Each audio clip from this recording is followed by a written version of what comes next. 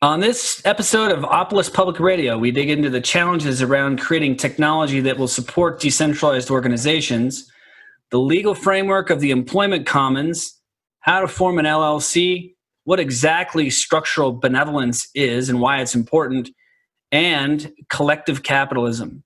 So welcome to episode 4 of Opolis Public Radio. Today I'm joined by Jason Weiner and Yev Muchnik of the Opolis Legal Steering Committee. Jason is the principal of a boutique law firm in Boulder, Colorado, called Jason Weiner PC, and co-founder of the Colorado Cooperative Developers. He specializes in cooperative law, shared ownership models, and cooperative finance. Welcome, Jason. Thanks very much for having me. Yev is a long supporter of Opolis and is the managing partner of a boutique law firm called Launch Legal in Denver, the corporate counsel to one of Wyoming's first SPDI applicants, and also acts as advisor to Colorado-based legal tech companies and a number of industry-diverse blockchain companies. She serves on a number of Colorado government blockchain advisory steering committees in agriculture and banking, the board of Global Women in Blockchain, the Women Who Start Up Foundation, Women in Voice Tech, and the Lex Lead Group. Welcome, Yev. Good to see you. Thank you. Thank you for having me. All right, so we're here to talk about all of the legal challenges, conundrums, issues, complexities of trying to figure out how to essentially reorganize commerce, employment specifically, in the way that we operate it today. So to start with, we have this notion of a decentralized autonomous organization. So this is a big discussion point in the Web3 space. Do one of you want to define that for us? I've got it actually written out here if you just want me to read it from our white paper, but do one of you want to give it a stab in like layperson terms?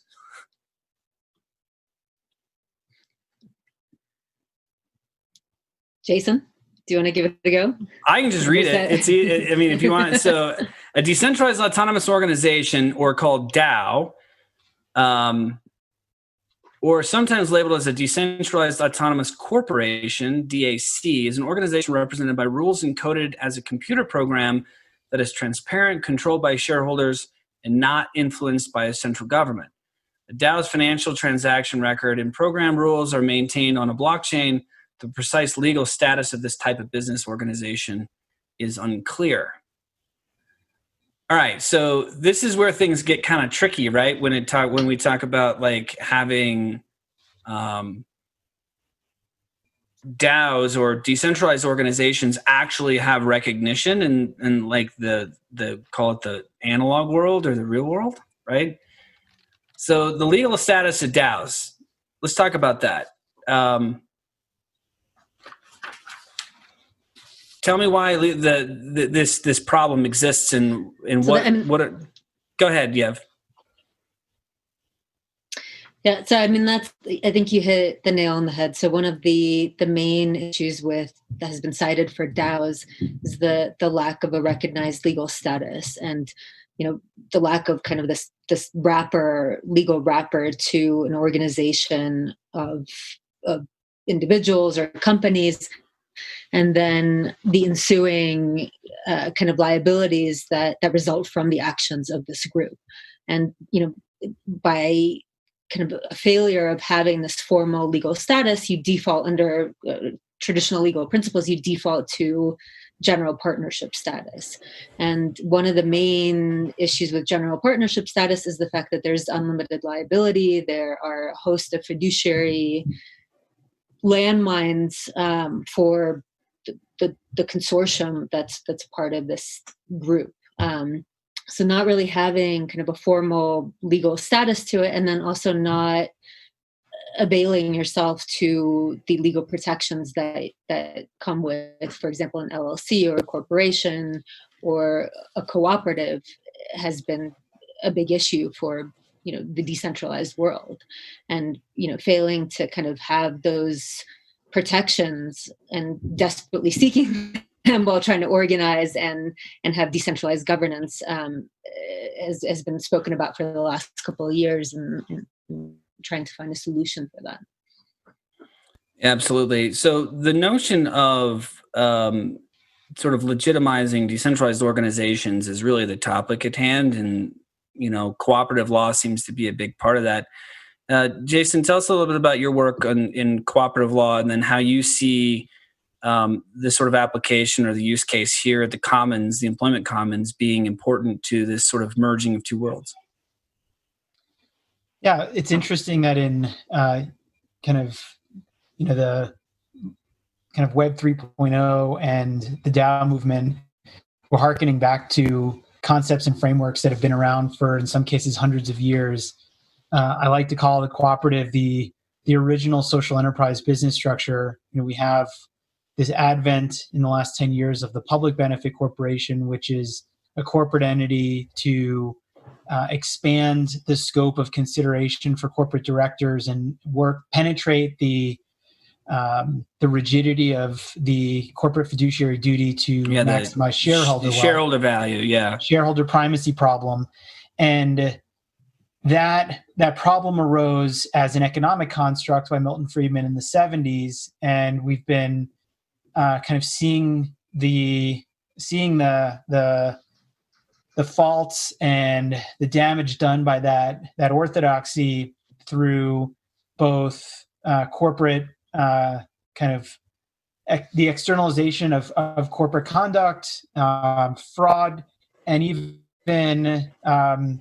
even corporate jurisprudence. The law has upheld that convention, and it took some energy from social entrepreneurs to develop this alternative, the public benefit corporation. But it all really steers around the central problem of shareholder agency and solving for shareholders being the underlying owners of a corporation within the legally protected status of limited director liability. And that's really what Yev was pointing to. That's what the corporate veil or the corporate shell is really all about, is limited liability and perpetual duration.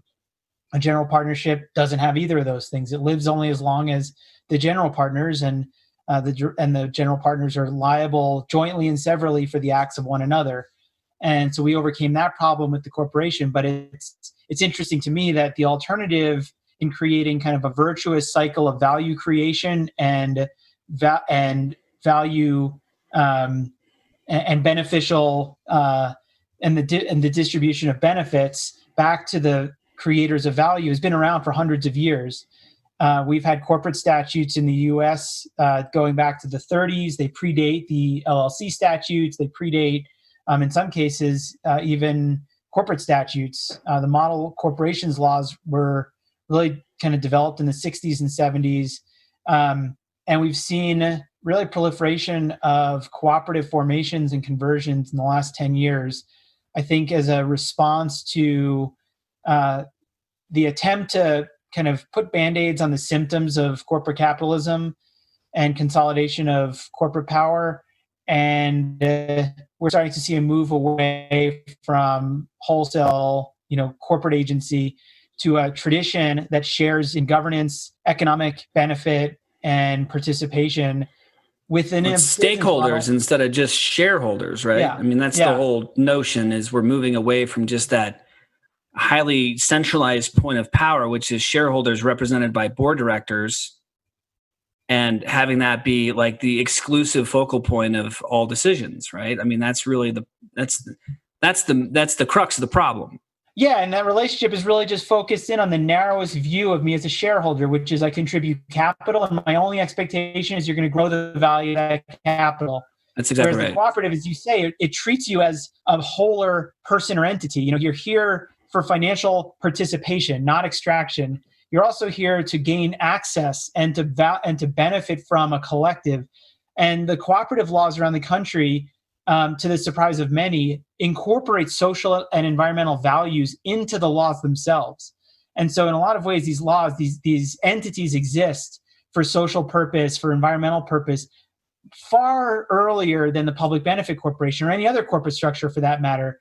And the check on the agency problem is lo and behold, democracy. The idea that the stakeholders to Imagine a that. entity will hold their representatives accountable in a democratic practice and governance system.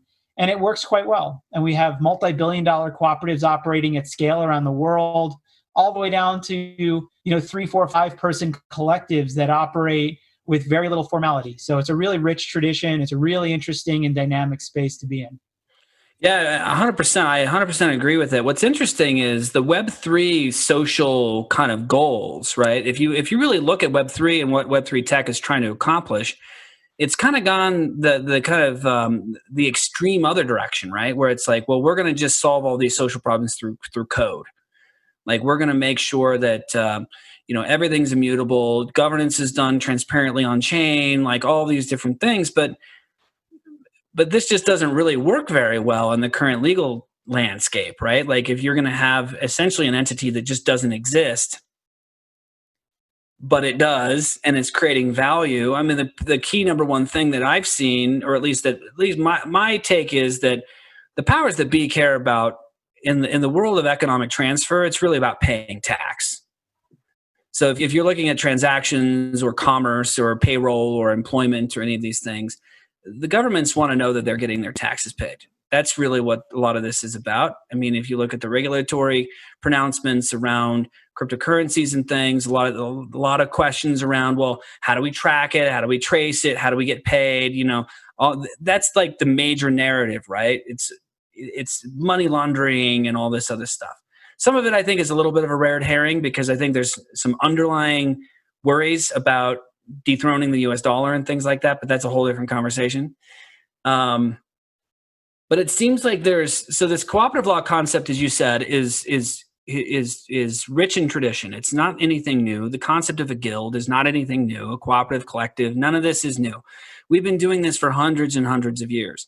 What does Web3 bring to the table that we haven't been able to do thus far? What are the symptomatic problems or the execution problems that maybe Web3 brings to the table for this, in your mind? And yeah, feel free to jump in on this. This is conversational. Like, this isn't like panel Q&A. Like, just jump in if you got something, if you want to contribute. Well, I mean, I'll just jump in quickly and just, my perception of Web3 not being, from the legal perspective and not being a technologist, but, just the peer-to-peer networks, the decentralization of power, essentially, and the machine learning, the AI that underpins Web3, right? And it's being able to accommodate that from a system where there is this centralized entity, like, the Google search engine, for example, moving towards these distributed networks and being able to approach that, in a sound way from a legal perspective. And that includes, data privacy, that includes contractual relationships, et cetera. So, yeah, I mean, again, those foundational principles need to be supported by these traditional legal norms until, obviously, we kind of chip away at some of the traditional legal norms to accommodate for the technology as well, and have them grow together.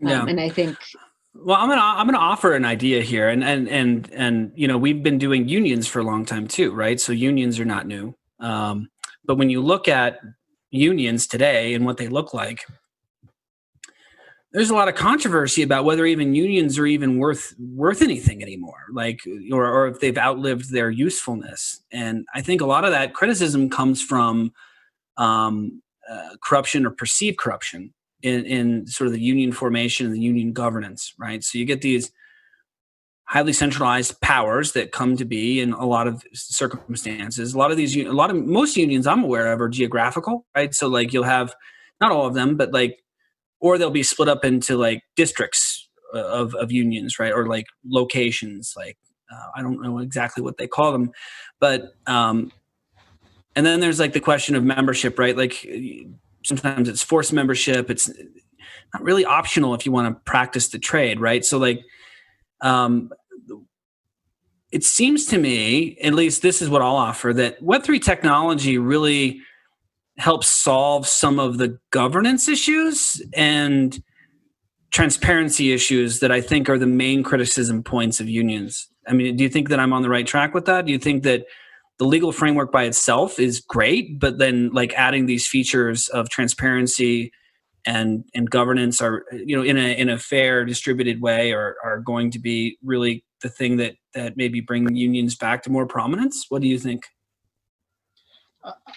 I'm going to push back gently on that one. As a former labor lawyer, I think, technology, like it does in the racial justice movement, first exposes us to what's been happening at kind of the individual level, community level. It reveals, it reveals information at the same time as it reveals asymmetry in information, and it reveals asymmetry in power. And the power can't then readily be redistributed without intervention. And so, the union is really about leveling up the lowest element of power in, the labor force, which is to provide collective bargaining over essential terms and conditions of employment, where at an otherwise atomized level, employees don't have the information or power to bargain for the same outcome that they would if banded together. And I think technology like social media is revealing there's no, outcome. You can't expect a different outcome by just simply changing the medium. We have social media that's exposed just simply how erosive a platform can be to independent journalism, to content creation, to arts and culture, without there being a kind of collective counterforce to where the power currently resides. So I think when it comes to legal structures, again, the cooperative can help. It's not enough, but it can help to provide a process, a due process, and a system of fairness. But how fairness is achieved is ultimately going to be about power and power balancing. And I think that needs to reflect the aggregation of people who create value. And the guild is a great format. I mean, it's first about kind of setting quality standards and setting professional standards, but it can go further to level a playing field and level a market.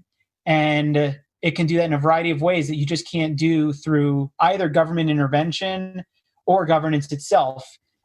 Germany is a great kind of counter example to what we have in the US. They adopted in their collective bargaining framework a system of co-determination. They have labor unions, but they added on a system that requires unions and the voice of labor to have a seat at the corporate board.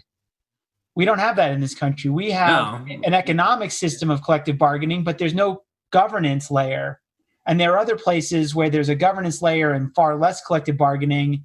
And some have advocated for something akin to that here. And I think that comes from more of a kind of market-based libertarian approach. But I think the combination of both is really what's necessary and powerful to ensure that there's accountability, checks and balances, and a counterforce to power consolidating in the hands of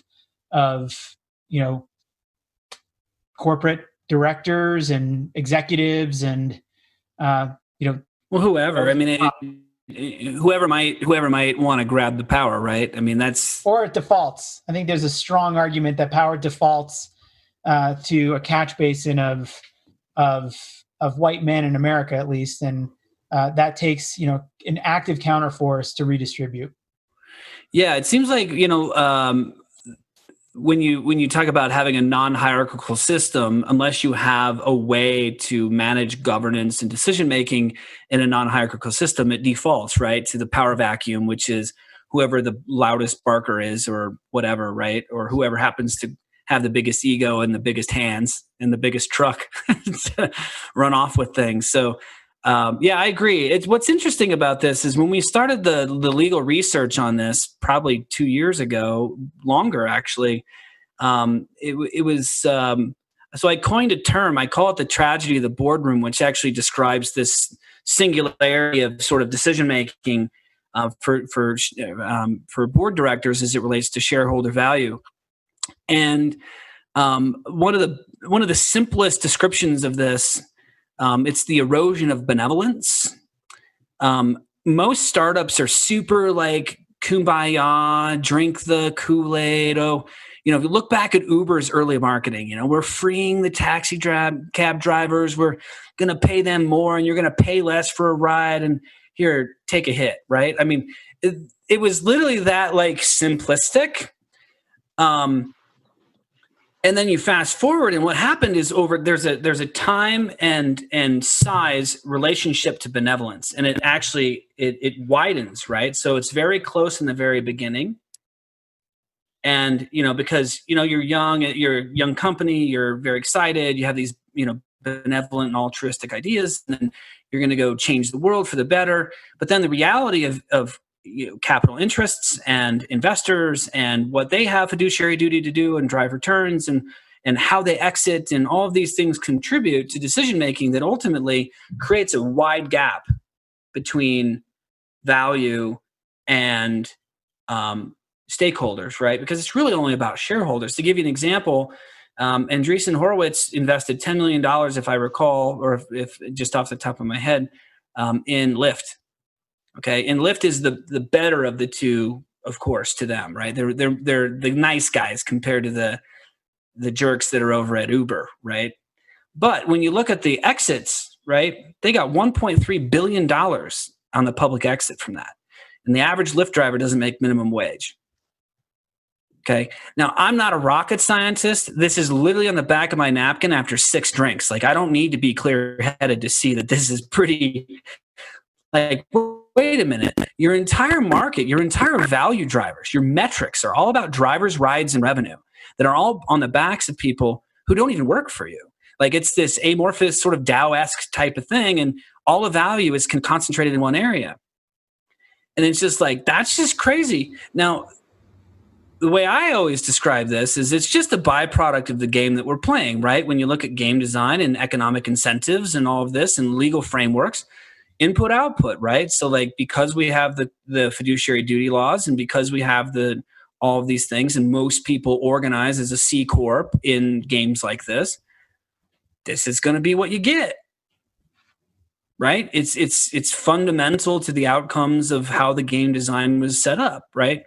So what's interesting about Web3, and this is one of the things I've been critical of, is we got all this benevolent tech, right? So we got all this blockchain tech, decentralized data storage and identity and metadata and DeFi and banking and all this stuff that's popping up, thousands and thousands of startups. Most of them, if they're taking on capital investment, are C Corps.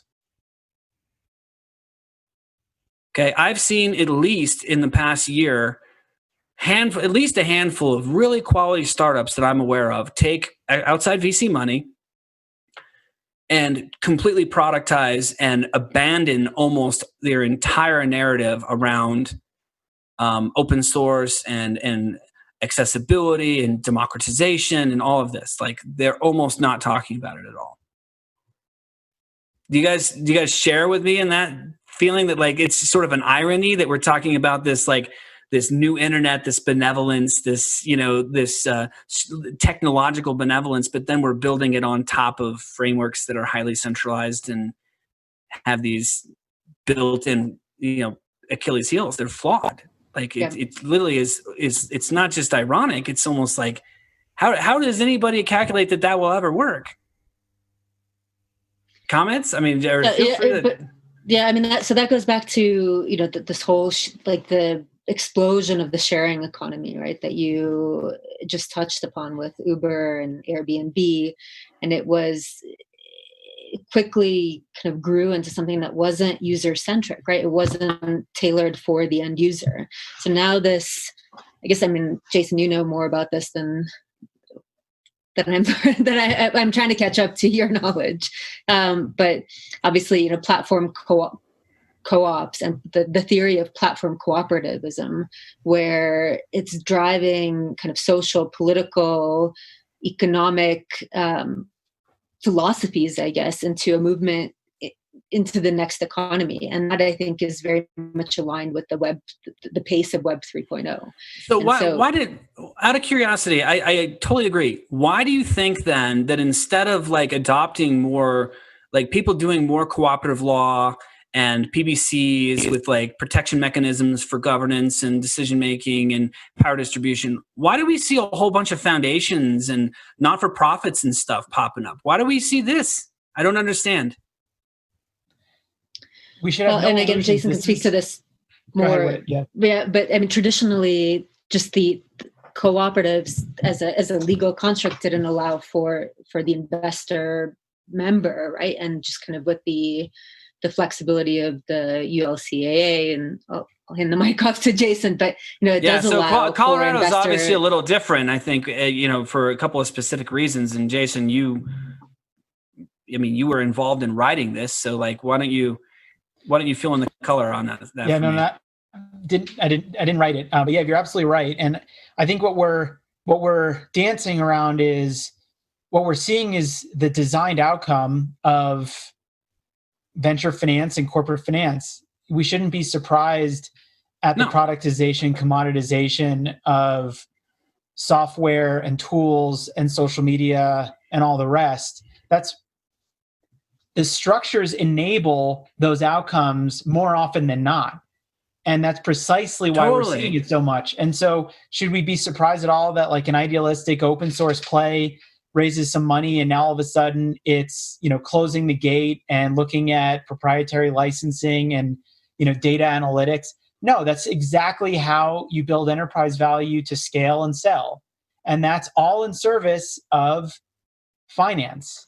And so what we're seeing is, the natural extension, the natural endpoint of not even just late stage capitalism, but really this is the financialization of business. And business, as we know, has not always been about that.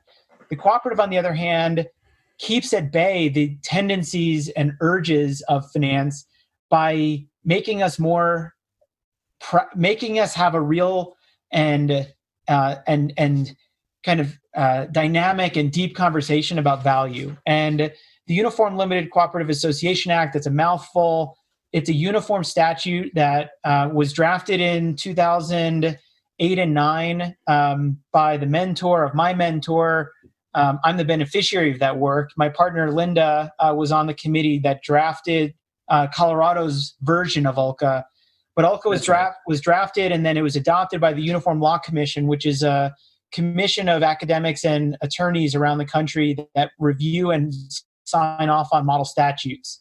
So, Model Limited Liability Company Act, Model Corporate Statute, and ULCA was kind of elevated to that academy in 2008 or 9. It was adopted here in Colorado, and I think in 2010. And what it changed was the prohibition. Most co-op statutes around the country fall into one of two types. They're either cooperative corporation laws, where they look like corporate statutes, but they provide for cooperative guardrails and principles, or they're associations. REI is a cooperative association, and it looks and feels like a membership organization, but again, with cooperative guardrails and principles.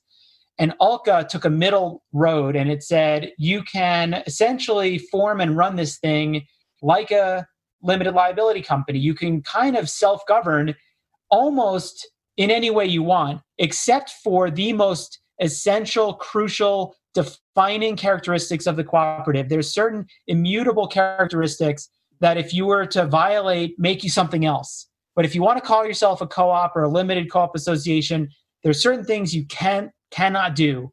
But just about everything else, you can agree to do in your articles and bylaws as you see fit. And it's very much along the lines of an LLC statute. But what it did that no other co-op statute before it had done was to allow for investor members to have limited voting rights. Every other co-op statute said, sure, you can raise outside money, but you can't get voting rights, and their returns are statutorily limited. And in the co-op, in the ULCA statute, those two things were expanded, but with controls. So investors can have voting rights, they can have seats on a board, and they can have more expansive, but still predetermined or predefined financial returns. And it makes it a more financeable structure. It's not infinitely financeable. It's still not susceptible to financialization. So it's not a great engine for venture capital activity or for founders looking for venture capital, but it's more, it's more in the middle than a traditional It's more co-op. calibrated than a traditional co-op would be. So it's the genius is usually in the middle somewhere, and it seems like that's what the OCA statutes are trying to do, is really modernize the cooperative framework such that you can actually use it as an engine for economics, but not, give up the spirit of the cooperative and protections. This, as I call it, the structural benevolence of the thing, right? Yep. So let's talk about the Opolis framework. So we've got the employment commons itself. We've got the Opolis trustee. We've got these different components that sort of play into this. We've got different stakeholders as well. Yev, do you want to walk us through a little bit about the high level of the structure and kind of maybe highlight why a member would need an LLC to be a part of this and how that relates to all of the overall structure? Sure. Yeah. So kind of going back to in the analog world, as you called it, John, kind of the traditional structure of inside the matrix, right? Inside the matrix of a PEO. And typically with a PEO, you have a principle called co-employment, where employers are basically able to lease their employees to another entity and gain access to a human resource stack, right? Benefits, payroll, et cetera. And so it makes it just kind of that larger pool of employees, particularly under the ACA, gives you access to better pricing for healthcare, for example. So Opolis sort of turned that on its head in this Web 3.0 world and created a decentralized employment organization. And in that model, we're using a cooperative structure under ULCA. So the Employment Commons is a cooperative entity, and basically freelancers or gig workers can join the cooperative entity as a member. And they have they're kind of part of this public good infrastructure, right? This network where they can gain access to decentralized benefits. The Employment Commons then outsources a lot of these services through the Opolis trustee, which is kind of an administrative outsourced model, but again, kind of within the fabric of a decentralized network. And then under the Employment Commons, we've created it such that there are districts or classes where gig workers, freelancers, companies can come together based on various socioeconomic principles and form their own districts or series. So for example, if Jason and I were coming together as a group of law firms, we have common or mutual interest in the way that we access some of these benefits, and we can sort of democratically drive the access to these benefits. So tell me a little bit about the LLC. Why do we need an LLC, and what's the S Corp status, and why does it? Do you want to explain that a little bit? So that's more from an access point, and just kind of going back to, unfortunately, kind of the traditional model of accessing. It's compliance compliance purposes. Yeah. So, okay, let me make sure I got this right. So you guys can check me if I got this wrong. I know neither of you are officially just labor and employment attorneys officially, but enough about this to make sure I got it right. So essentially, for accessing group healthcare benefits and things like that, there's a certain compliance standards that need to be met with respect to the co-employment standard, and that relates to the legal structure and the employment dynamic of the corporation who's the member of the commons and the employee who happens to be employed by that particular legal entity. So if I'm an LLC and elect S Corp status for tax filing purposes, I'm actually allowed to employ myself, even owners, right? You can employ yourself as an owner, and that then creates the official legal framework that allows for that co-employment relationship between this particular entity who has one employee and the employment commons, right? So that's where we check the boxes, so to speak, in the current legal landscape to make sure that we're doing things by the book, correct? Correct. I get it?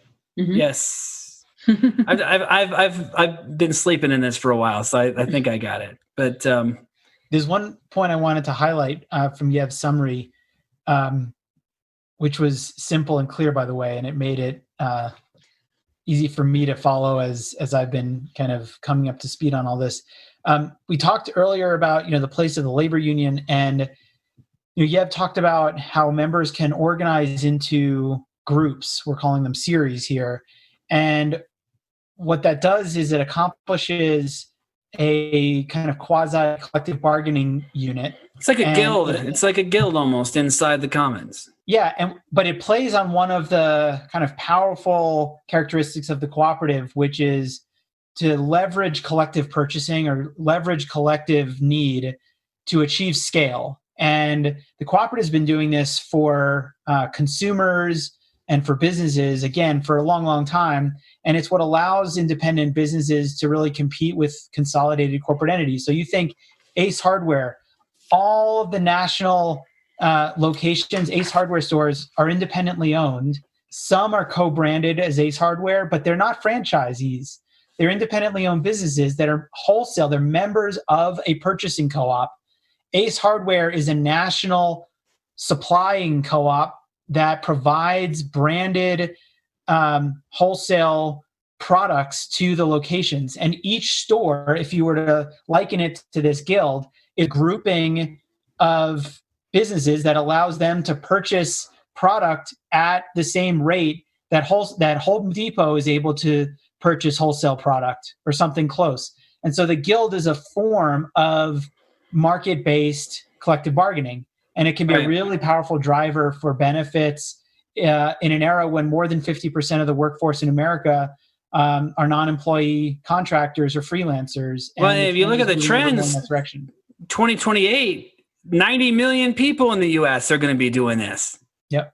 We're moving backwards to, like, if you look at the employment statistics of 1908, 88% were self-employed back then. It's flipped now, but it's moving rapidly toward this sort of notion of back to the entrepreneur, right? And it's not so much like, the 1990s version of an entrepreneur where I got to go and raise, save money and eat ramen and do all this. It's more this fluid work world where it's just like I'm really in business for myself, but just not by myself, right? Like I'm going to go, assign my time and attention to 10 different places, and then maybe I'll consolidate it for a while to one or two or one, or maybe take some time off. But then it's this notion of sort of sovereign employment that we talk about, this pilgrimage back to self-sovereign employment in a highly technological information age type of way, right? Like it's not the sort of tradesman kind of way of the early 1900s. It's this new version of it. But we should heed history. We have to remember what workers experienced in that sovereign work world where we constructed, we had a construct that the relationship was of two freely trading entities. I trade you my labor, you pay me money. And with no regulatory protection, we have to remember meatpacking plants and sharecrop farmers domestic workers. These were horrid work conditions, and it took the mortality rate in the iron and steel mills was like 10% annually. So I mean, you had a higher chance of dying in a steel mill than you did like getting cancer. And the union was the only thing that protected the interest, because you didn't have the Fair Labor Standards Act, you didn't have OSHA until the 30s. And so we have to remember, if we're moving back in that direction, now enabled with technology, in some ways the risk has morphed and changed, but it's no less potent. But still, it's still there. But I think that's one of the interesting things that we've been tinkering on with Opolis for the past several years is how do we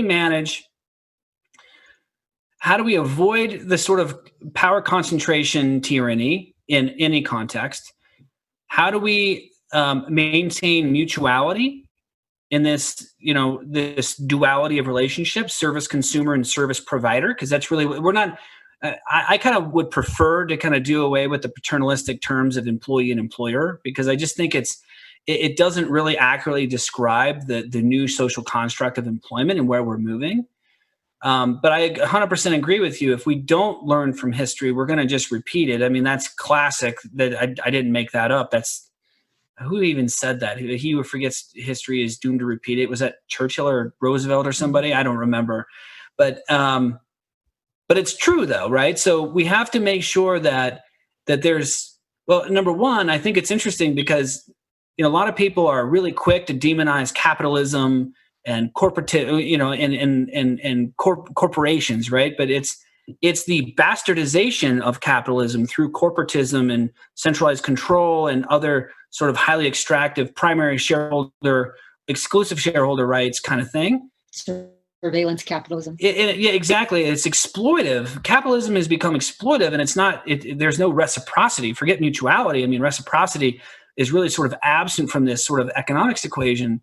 So the thing that I think is most, in my mind, the thing that's most interesting about Opolis is we literally have an opportunity to almost redraft the way stakeholders relate to each other in a highly capitalistic sense, right? So scaling value, sharing value, and operating from an abundance perspective and not just a lack perspective where it's like, well, we only have so much, right? But like, I've always said, like, well, what if we scaled the Opolis Commons to a billion people and we designed the economics model to mirror that of something what would look like a public company, but we're using economic frameworks to like actually drive value and distribute value to membership and investors in a much more calibrated way.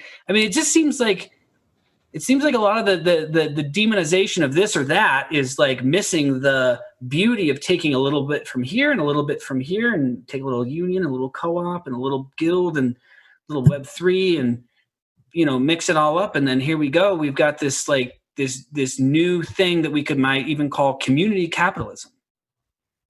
Right? So what do you guys think about that? What do you think about this idea of basically not demonizing value creation, but actually figuring out through even an example like the employment commons? What do you think the hopes are for Opolis to be able to execute that? I mean, coming from the perspective of somebody who's been on the back end of how we have been structuring all of this, the baseline has always been alignment, and it'll always be alignment. And as long as that's the baseline, I think it's going to succeed, right? The digital commons, the employment commons, this general network of commons now with the basis of alignment, it's got to succeed, right? It's got to meet the needs of both parties in a very sustainable, long-term way. What do you think, Jason? I think we're we feel this kind of need to be deferential toward capitalism, and I think what you're doing, maybe without wanting to acknowledge it or say it, is using the instruments of capitalism to build a social fabric, a social economy, which, dare I say, is kind of at its root socialistic, if not. And that interesting. It's like community. It's like community capitalism is sort of like we're just dancing around what this is. We're just redistributing power from the top to the people who create it and can therefore benefit from it. So creating mutuality. These are all real concepts and characteristics of a socialized economy that has values and principles and is based on relationships and regeneration instead of extraction. Well, I think it's clearly in the private sector, though, where I think a lot of people where they trip on socialism is the idea that it's really a governmental enterprise where it's like, sure, it's like, well, we're going to make all of these things bad and all of these things good. And it's sort of in and of itself highly controlled and centralized. And history doesn't have a good flashlight to shine on a lot of instances of experiments in that case, right? So what I think is, you're right. It's a social fabric, but it allows for, in a way, there's a libertarian stint to this too, right? Because it's open markets, decentralized governance, transparency, cooperativism, but let's scale the heck out of value, right? Let's align the incentives of the whole with the individual. And I think that's the thing that, if you were to boil it down to one principle that in my study of game theory and design of legal frameworks, that's the one thing that seems to be missing, because my individual needs are often very, very different than what the kind of group says is what's best for the group, right? So if we're actually able to, at scale, in a quasi-public utility framework for employment, an employment cooperative, design a system that scales value based on membership and payroll that's processed, and that value is shared throughout the ecosystem to all stakeholders, that's a pretty beautiful thing. Like, I mean, if that's actually something that we do, I mean, that's what we've been preparing to do. I mean, that's been the entire conversation for years and years and years on this, is like, that's why we didn't rush to launch a token. That's why we didn't, go out and create some BS utility or whatever. Like, we wanted to really take the time to do it right and to understand, not just like the idealism of it, but like how to functionally and legally do it in a way that's sustainable, not just legally sustainable, but benevolently sustainable, but then also not, cut your nose off to spite your face, right? Because I see a lot of well-intended projects go down the road of, like I mentioned earlier, the non-for-profit or whatever. And it's like, there's no incentives, right, to scale value in those situations where it's like, it feels great, but they feel like that's their only alternative to, maintaining that benevolence, right? But it's just not true, because I think these sort of emerging or re-emerging, I guess, these re-emerging concepts where it's sort of it's like a designer model, right? Because we're like pulling from all different pools of like concepts and structures to build something that's it's new. It's completely new in a lot of ways, but it's actually completely old in basically every component, except for probably some of the Web3 tech that enables some of these concepts. That make sense? That's why I'm excited about it, because like to me it's like venturing into, well, quite frankly, I think if this can get solved for this particular use case, why not create this as a template for solving other, types of industries that could be highly cooperative, like insurance companies or whatever. I mean, banking, finance, like getting to places where we don't just have DeFi operating in sort of the cloud ethersphere, but like DeFi actually comes to a co-op near you, like a credit union type of situation, but purely for DeFi, right? Could be a beautiful thing, in my opinion. Already a beautiful thing. We've come this far. It's already a beautiful thing. It is. All right. Challenges. What are the hiccups that we're going to run into? Anything stand out that complexity, I think, creates hesitation to adoption. And I've seen it's an education problem, it seems like, because the complexity leads to then I don't understand, which leads to how do you educate? It's a product problem at its core, because the structure itself is part of the product. You're competing in a saturated environment of information environment, and it can be hard to, like, you can't even get to the education stage if you can't even get people's awareness and interest. So it becomes a product thing. The product has to be valuable enough and attractive and appealing enough for people to overcome the initial hurdle to acculturate.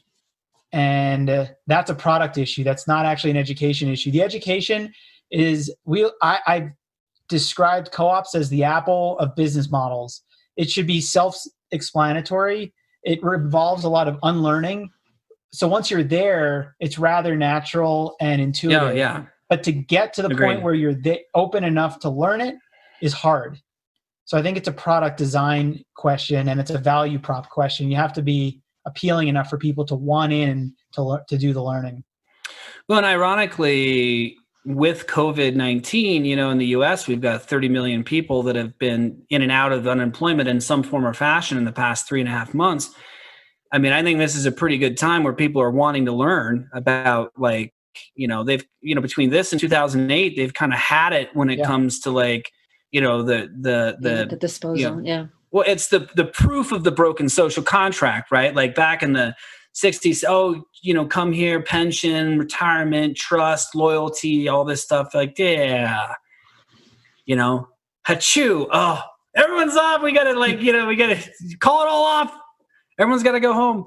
I mean, I'm being a little... That in the generational dimension, I think you're absolutely right. Like, this is riding the wave we know is here and ripples behind it coming.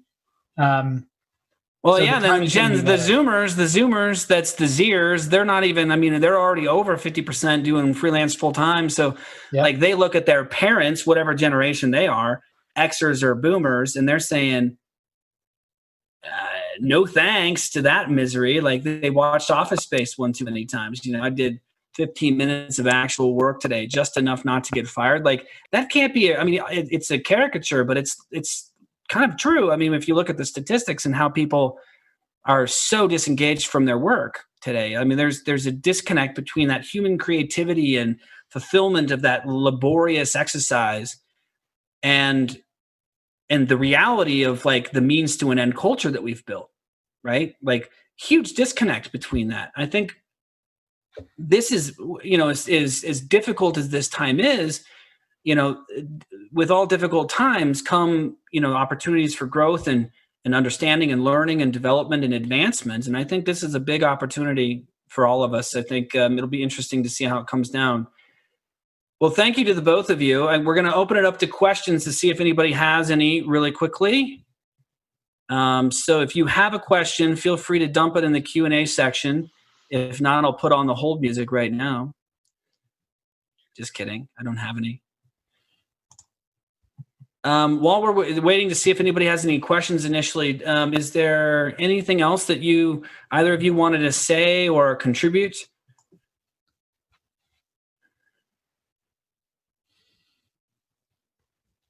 Yev?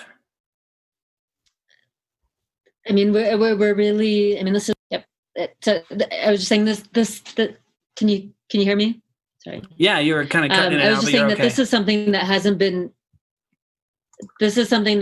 been done before, right? And, for lack of a better word, and I know this has been overused a lot, but just really disrupting this industry. And so, come on board, ask questions, reach out to me. I'm sure Jason is open to answering questions about the legal structure as well. And, join, because this is really, truly a beautiful thing. And I am a huge fan of platform cooperativism. And I think that, the way that Opolis has done it, the way the Employment Commons has adapted it is something that's going to stay for a while. So take benefit from it.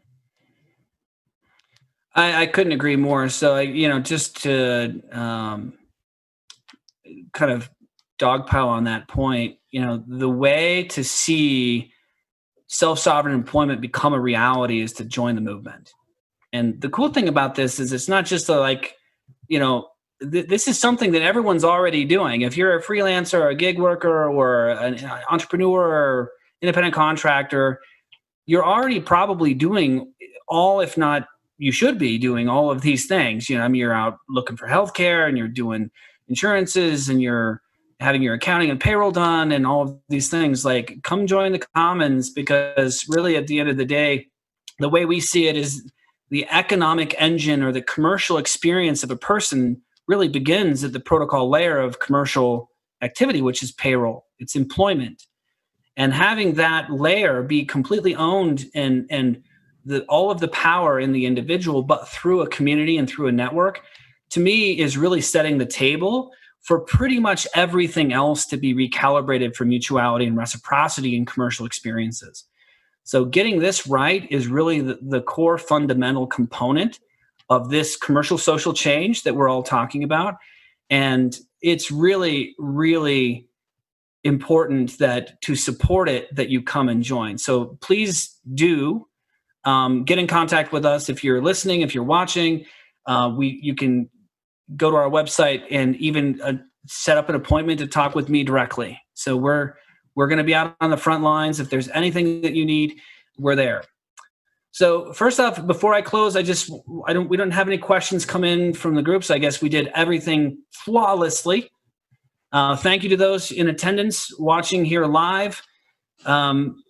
First and foremost, my thanks to Yev and to Jason. I'll thank you individually and collectively. So Yev, thank you for your literally tireless support of Opolis over the last couple of years. I mean, you and I I know firsthand how many very, very late nights that you've put into, trying to dot I's and cross T's, like literally on agreements and reviews. And your support of the effort has been invaluable to everything. So if you're local to Denver and you're looking for a startup advisor, if you're looking for somebody who is a class act, talk to Yev. She's wonderful. And then, Jason, just, your expertise in cooperative law, I mean, blows my mind. Like, I have been around attorneys and legal professionals for a very, very long time. I've been an entrepreneur for 20 years. I have never met anybody who has such a comprehensive understanding of not only the legal aspects, but the social and design aspects of this.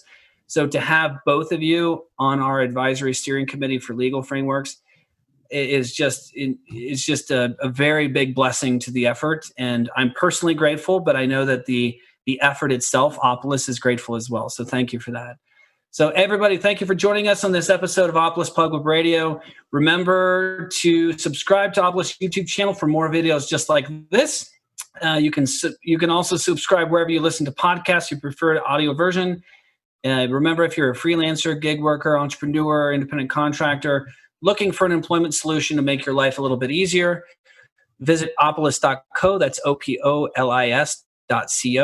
And we'll see you around the ethersphere. Take care. Thanks, everybody. Thank you. Thank you.